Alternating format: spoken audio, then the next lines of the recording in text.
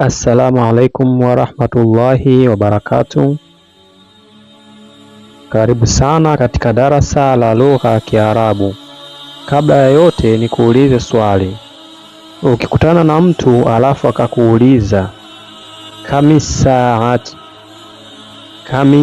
saat, je, utamjibu nini? Au utalikimbia swali hili? Leo tutajifunza mfumo rahisi sana wa kuuliza saa na kujibu saa. Kuwa nami pamoja kuanzia mwanzo mpaka mwisho wa video hii.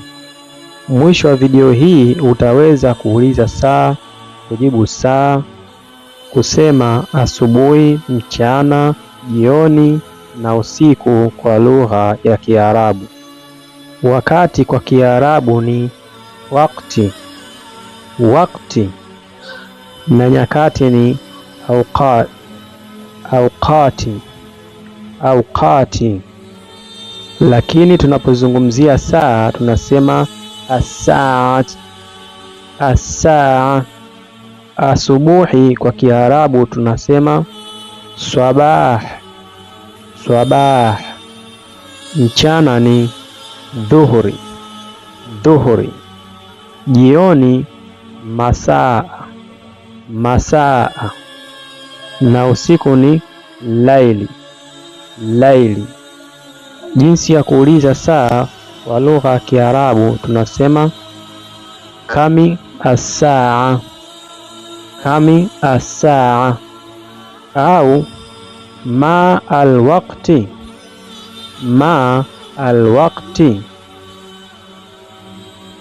Kwa hiyo ukiulizwa kami saat unatakiwa kujibu as-saatu wahida, as-saatu wahida, as-saatu athaniya, as-saatu athaniya, as-saatu athalitha, as-saatu athalitha.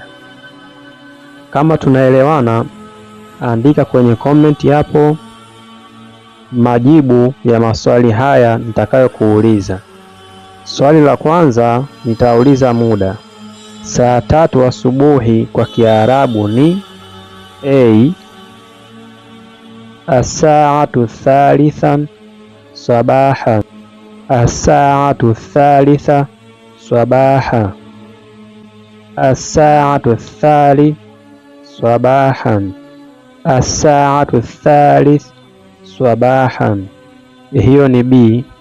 Na C ni as-saatu thalitha lailan. Swali la pili nalouliza ni kwa nini tunasema as-saatu athalitha badala ya kusema as-saatu athalith, as-saatu athalith. Andika jibu lako chini kwenye comment. Kama hujaelewa andika pia sijaelewa, na sehemu gani ambayo hujaelewa nipate kukuelekeza vizuri. Kama saa 2 kwa Kiswahili, kwa Kiingereza ni 8 am, lakini na Mwarabu pia yeye atasema ni saa 8. Je, unajua sababu kubwa ni ipi? Episodi ya pili nitakuelezea ni kwa sababu gani. Kwa kuwa pamoja nami kwa kusubscribe chaneli hii ili tuendelee kuwa pamoja. Maa salama.